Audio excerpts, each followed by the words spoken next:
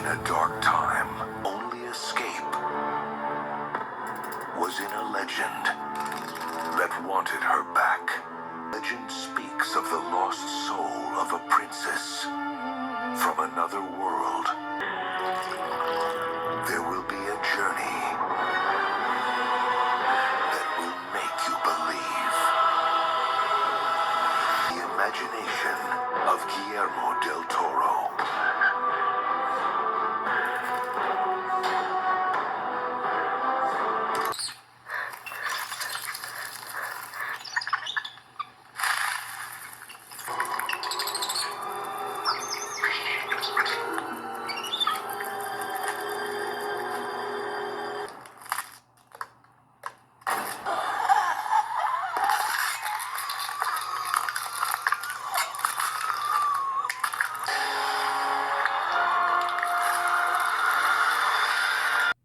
What a lasting image that is. What is that? Frankenstein? Frankenstein's monster? No, it's neither one. It's I think it's the Pale Man. Worse than Frankenstein. So is goth metal lore, is Pan's Labyrinth a goth metal lore movie? Is it a GML movie? Is it a fantasy horror? Well, definitely I would think so, right?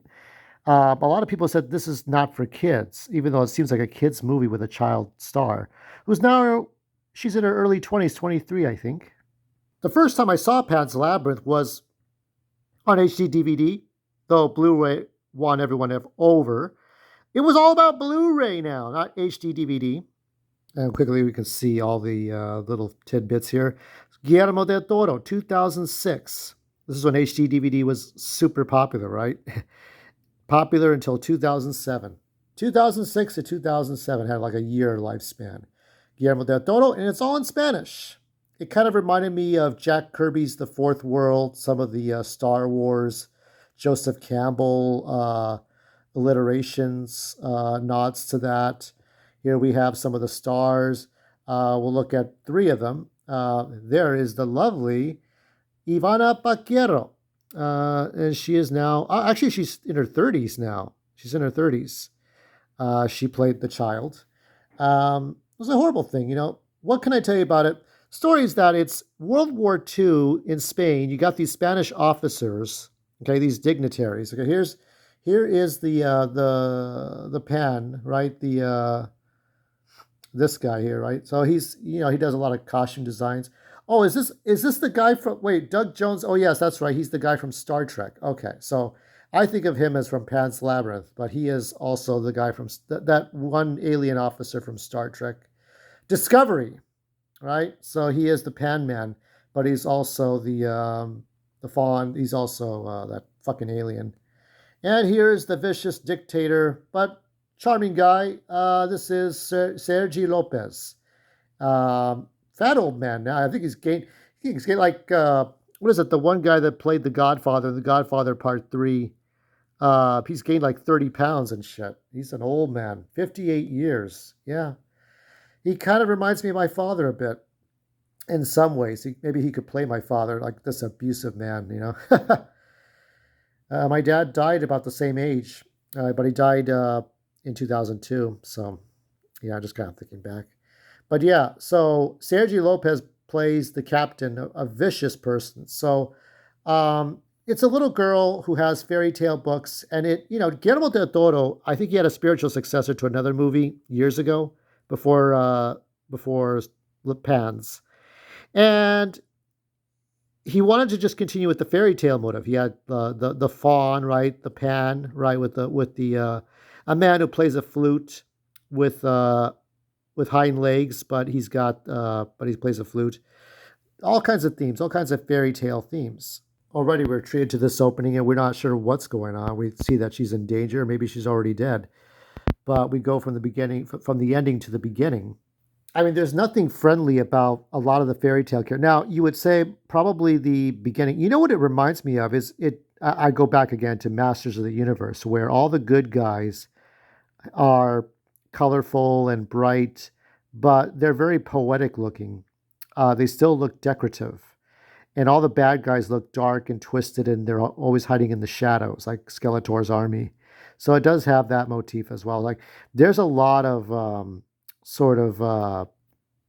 Gerard themes in there.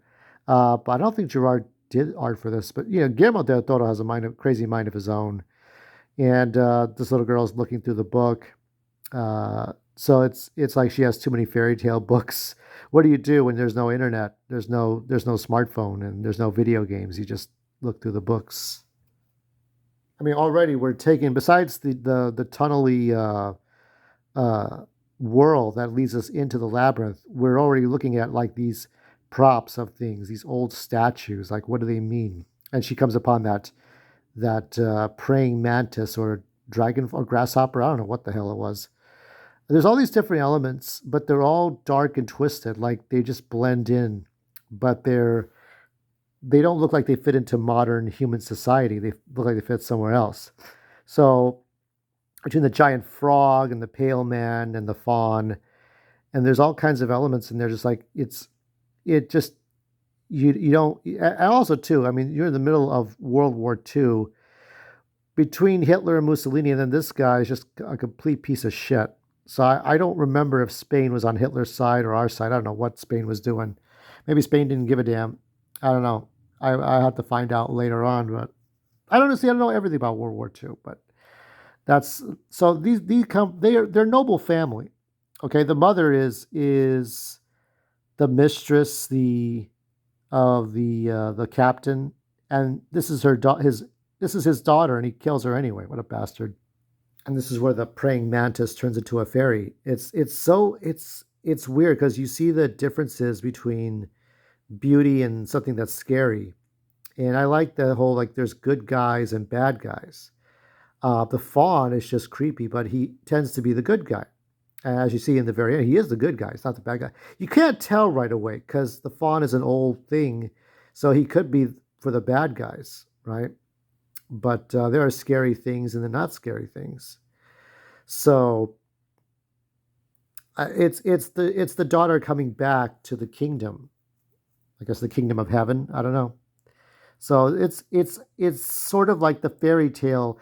This is the thing though. The fairy tale feels forced upon. This is not like Alice in Wonderland where Alice falls into a rabbit hole and she's on the other side. She could be imagining the whole thing, right? Or Wendy with Peter Pan. But this little girl has this fairy tale forced upon her. Like she has no choice but to deal with it.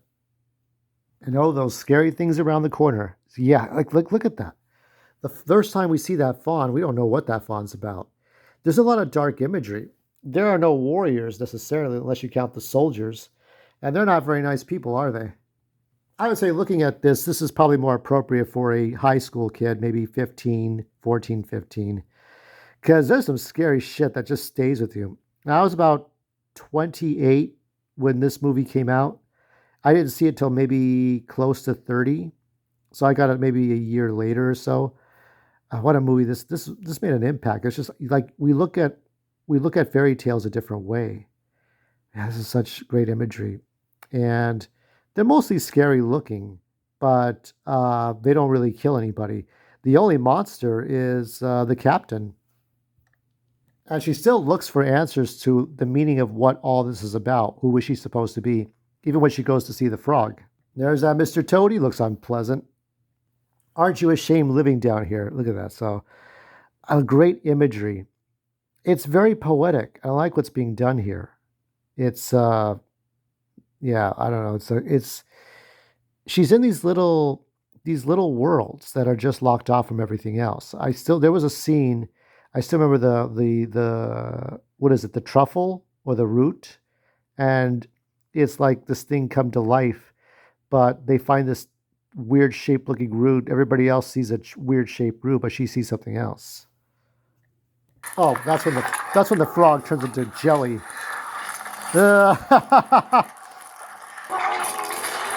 Ah, that's not necessary.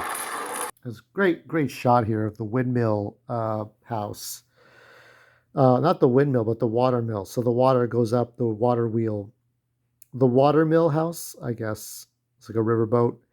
And this is where they go and interrogate the rabbit farmer, kill the father, kill the son, and they had a dead rabbit in there, conejo, or usagi in Japanese. Um, And he shoots the family to as a lesson to his subordinates. Like next time, you know, you drag an asshole over here, just make sure you fucking check everything. It's like so. This guy's a monster. It kind of reminds me of Schindler's List. I watched the Schindler's List when I was 15. It was a requirement in school. We had to kind of write a report about it. That was 1993. I went to a Catholic school.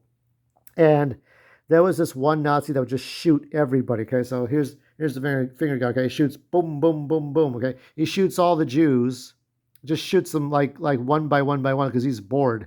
This guy's a piece of garbage. So it's not as bad as that, but the captain makes an example of people, and he's trying to, he might have been a great military leader in his day, but he's just gotten to the point where he's just like pushing everyone around. Nobody likes him. He's got, a bastard family and the daughter who is a star. Yeah, Captain, my father says so. He's hunting rabbits. So this is just maliciousness. I mean, there's death and there's violence. So he's not taking shit from anyone. So it's more on the realistic side than it is on a fantastic side. Here the captain has his own doctor and he looks after dead bodies. He looks at people. He's not too important, but he's there. The little girl interacts with him, but not much. Look, he still wants more power. So this guy's in a lot of pain. The doctor is trying to do his best, but he ends up killing him with some sort of a poison. Yep, this is not a movie for little kids. This is not a movie for little kids. And the doctor just wasn't going to obey the captain's orders because he just didn't want to blindly follow orders to follow orders. Now, what's funny about this, and if you ever watch the audio commentary for this, it's funny because you see Guillermo del Toro. He's in post, he's doing post production, and it's like, hey, do you notice something? And it's not this scene, but it's an earlier scene where he's in the forest and he's looking after patients. Turns to walk towards the camera and he's like looking at the camera. He's like, no, don't look at the camera. Don't look. God damn it. God damn it. So Guillermo was pissed. So they had to digitally make digital eyes to make it look like the actor's eyes are looking down at the ground because he was looking at the camera. It's like, goddamn guy. So that was a really funny part. And that has something to do with the theme here, but I just wanted to mention that. So here we get to the last part. We can open the portal. So this is what he wants her to do. If only you'll spill the blood of the innocents, take the baby. So this is her baby sister, I think. So she won't do it. She will not do this. And so she, of course, when the captain sees her, she's not talking to anybody, but she's talking to the fawn.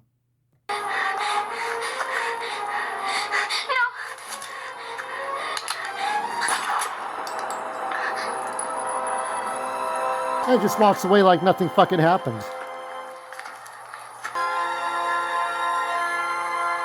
They burn it all to the ground. Oh, it's baby brother. Sorry, mi hijo. What are you doing? See, there's Spanish, and Mexican Spanish.